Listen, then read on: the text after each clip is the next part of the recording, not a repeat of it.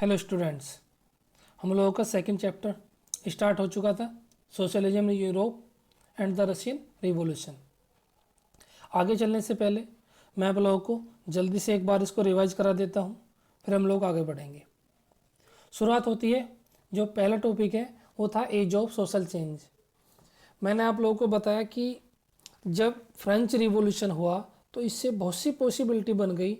ये लोग समझने लगे कि हम जो पुराना सिस्टम है उसको हटा सकते हैं और उसकी जगह नया सिस्टम ला सकते हैं। ठीक है, इस तरह की बातें देखी। इसमें देखा कि तीन कैटेगरी के बेसिकली लोग थे, कंजर्वेटिव, लिबरल और रेडिकल। यानी कि कंजर्वेटिव वो थे जो बिल्कुल चेंजेस नहीं चाहते थे, लिबरल थोड़ा चेंज चाहते थे, रेडिकल और भी ज़्यादा चेंज चाहते थे। इतना हम लोगों ने पढ़ा था। उसके बाद देखा था कि जो ये लोग थे लिबरल और रेडिकल्स, और तो इन लोगों ने वहाँ की सोसाइटी पर जो भी परेशानियाँ हो रही थी, जैसे कि उन्हें वोटिंग राइट ना मिलना या इक्वलिटी की ना होना, ठीक है, वेजेस में दिक्कत होना, इस तरह की जो प्रॉब्लम थी उनको ख़त्म करने के लिए इन लोगों ने कुछ मूवमेंट्स वगैरह चलाने स्टार्ट करे। उसके बाद हम लोगों ने जाना कि industrial society and social change. इसमें देखा कि किस तरह इंडस्ट्री के लग जाने से वहाँ का जो सोशल था उसमें चेंजेज आए। मीन्स वहाँ के समाज में कुछ परिवर्तन आए। जो लोग खेती करते थे, अब खेती के अलावा वो लोग फैक्ट्रियों में काम करने लगे। जो औरत बच्चे हैं वो भी फैक्ट्रियों में काम करने लगे। इससे एक नई प्रकार की समस्या आई, जिसमें थी कि इनको प्रॉपर वेजेस ना मिलना। जो लेडीज़ थी, वुमेन थी, उनको वेजेस कम मिलना, वर्किंग आवर्स का ज़्यादा होना। इन सब बातों के कारण कुछ नई प्रॉब्लम आई। रेडिकल्स और लिबरल्स ने कुछ और मूवमेंट चलाए, जिनमें इन लोगों ने एक अपने छोटे छोटे वर्किंग ग्रुप बनाए और डिमांड रखी इक्वलिटी की। इस तरह की बातें हमने पढ़ी थी। और इसमें एक चीज़ और जानी थी कि जो नेशनलिस्ट थे, ये भी लिबरल जैसे ही थे। नेशनलिस्ट, लिबरल और रेडिकल, जो ये तीनों ग्रुप बने थे अलग अलग आइडियोलॉजी को लेकर, ये सब लोग कंजर्वेटिव के विरुद्ध, कंजर्वेटिव के खिलाफ एक अपने आप को खड़ा करा। क्योंकि कंजर्वेटिव क्या चाहते थे, 1815 में नेपोलियन को हराने के बाद सभी लोगों ने वापस से जो पहले सिस्टम था, जो पहले सरकार थी नोबेल्टी वाली, उसी को एस्टेब्लिश किया था। ठीक है, ये लोग इसके खिलाफ थे। इतना हम लोगों ने जाना था। ये चाहते थे कि सभी सिटीजन को इक्वल राइट होने चाहिए। इस तरह के हर कंट्री के अंदर ग्रुप बने, उसमें कुछ लीडर्स बने, उन लोगों ने बात चलाई। अब बात आती है the coming of socialism to Europe. एक नया आइडियोलॉजी आई सोशलिज्म की यूरोप में। वो क्या थी? वो ये थी कि ये जो लोग थे, सोशलिज्म वर्ड जुड़ा हुआ है सोशल से, मीन्स समाज से। इसका मतलब क्या है कि जब आप लोगों ने देखा जो मिडिल, जिनको हमने बोला था middle class, means third state के जो वो पर्सन या वो लोग जो थोड़े से प्रोस्पेरस हो गए थे, ट्रेडर्स वगैरह थे, जिन लोगों के हाथ में कुछ पैसा था, तो स्टार्टिंग में वो ट्रेडर बने, बाद में वो इंडस्ट्रियल बने, उससे आगे आप देखोगे तो बैंकर या फाइनेंसर बन जाएंगे।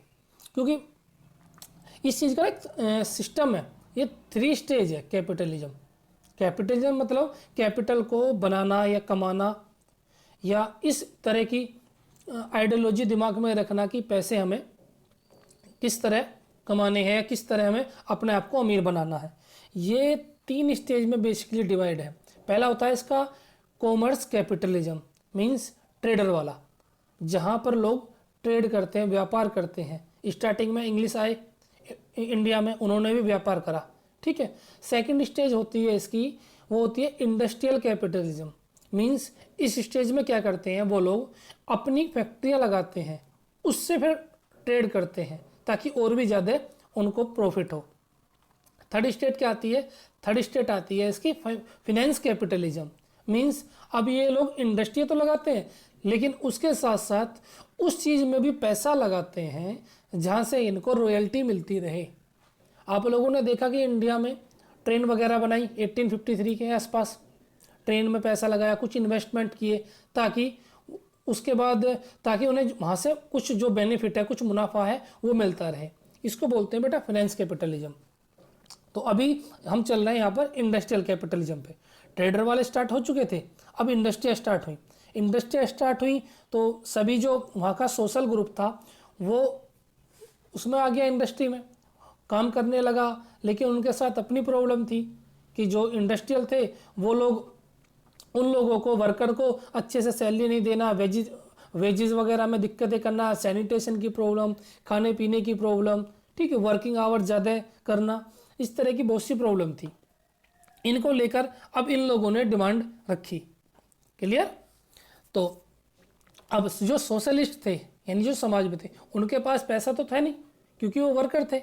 तो इन लोगों का एक ही मोटिव था कि प्राइवेट प्रॉपर्टी समाज के अंदर नहीं होनी चाहिए।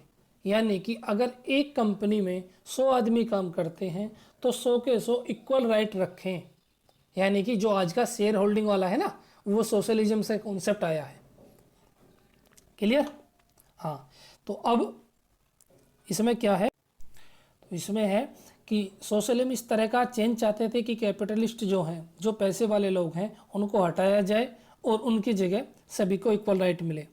इस तरह की आइडियोलॉजी को रखकर एक हमने देखा, रॉबर्ट ओवन नाम का एक पर्सन था, उसने न्यू हार्मनी करके भी एक सिस्टम चलाया जिसमें उसने वर्कर के लिए कुछ पैसा वगैरह शेयर किया था। ठीक है, इसी बात को लेकर एक कार्ल मार्क्स, आप लोगों ने नाम पहले भी शायद सुना होगा, कार्ल मार्क्स का। ये क्या था कि ये एक बर्लिन यूनिवर्सिटी से जुड़ा हुआ था, जर्मन जूस था, जर्मनी से था और जूस इसकी वो थी जाति। तो ये बर्लिन यूनिवर्सिटी में पढ़ता था, प्रोफेसर हेगल थे जिनके अंडर ये पढ़ता था। तो इसने एक विचारधारा डिमांड रखी कि कैपिटलिज्म ख़त्म होना चाहिए और ये जो चीज़ है, इस चीज़ मतलब कि जो वर्कर वाली पार्टी है, जो भी ये वर्कर है, इन लोगों को आगे आना चाहिए और यही लोग देश को अच्छा बना सकते हैं। इसका मानना था कि कैपिटलिज्म का मतलब है कि कुछ ही लोगों के हाथ में पैसा रहेगा और सिर्फ वही अमीर बनेंगे। अगर वर्कर के हाथ में पैसा आ जाए, ठीक है, वो लोग पूरे देश को प्रोस्पेरस बना सकते हैं, उसके लिए बहुत अच्छा कर सकते हैं। इसी का एक फ्रेंड था फ्रेडरिक एंगल्स, ठीक है, ये दोनों ही बर्लिन यूनिवर्सिटी से जुड़े हुए थे, यानी वहाँ से पढ़ते थे।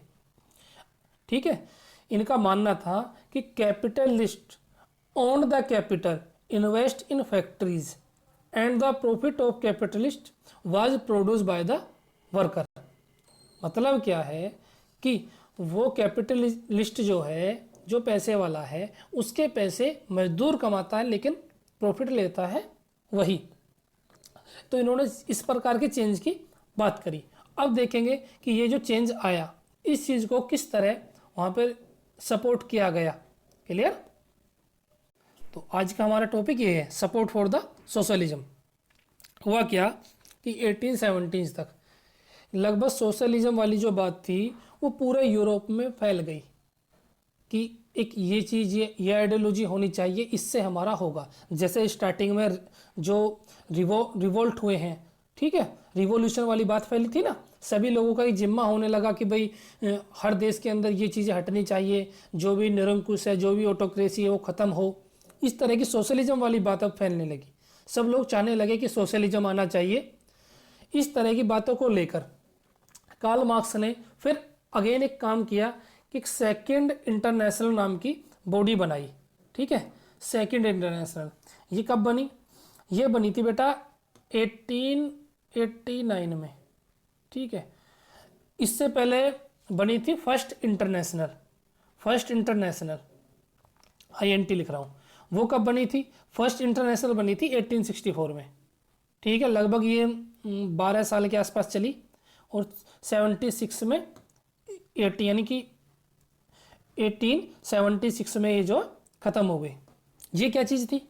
ये कुछ नहीं थी, इसका पूरा नाम अगर मैं आपको बताऊं तो पूरा नाम था इंटरनेशनल वर्किंग मेंस एसोसिएशन।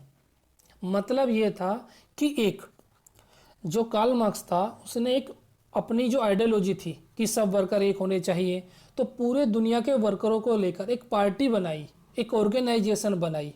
ठीक है, जिसमें जिसका सबका यही मोटिव था कि सोशलिज्म को लाना है। क्लियर? एक तरीके से इंटरनेशनल ऑर्गेनाइजेशन थी। इन्होंने सोशलिज्म वाले कॉन्सेप्ट को इंटरनेशनल बना दिया। क्लियर? कि हर देश में ऐसा होना चाहिए। तो हर कंट्री के लोग इससे जुड़ने लगे, हर कंट्री की पार्टियां इस इंटरनेशनल से जुड़ने लगी, कॉमनली इसको इंटरनेशनल बोलने लगे। तो सेकंड इंटरनेशनल 1889 में बना। ये भी जो लगभग चला था फर्स्ट वर्ल्ड वॉर जब खत्म स्टार्ट होता है, 1914 तक, तब तक ये चला है। और हाँ, एक बात और, जो हम फर्स्ट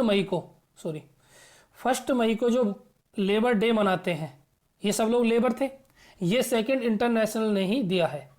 सेकंड इंटरनेशनल ने ही डिक्लेयर करा था 1 मई को लेबर डे। क्लियर? सभी ये लोग हैं।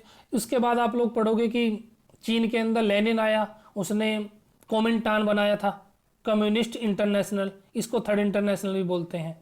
ये कब बनाया था? ये बनाया था 1919 में, जब ILO बना है।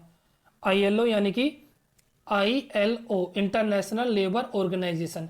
ये सभी ये जो सभी चीज़ें हैं ना, ये सभी चीज़ें इसी बात को लेकर चल रही हैं कि जो वर्कर हैं उनका ख्याल रखा जाए, उनके जो राइट्स हैं उनको दिए जाएं।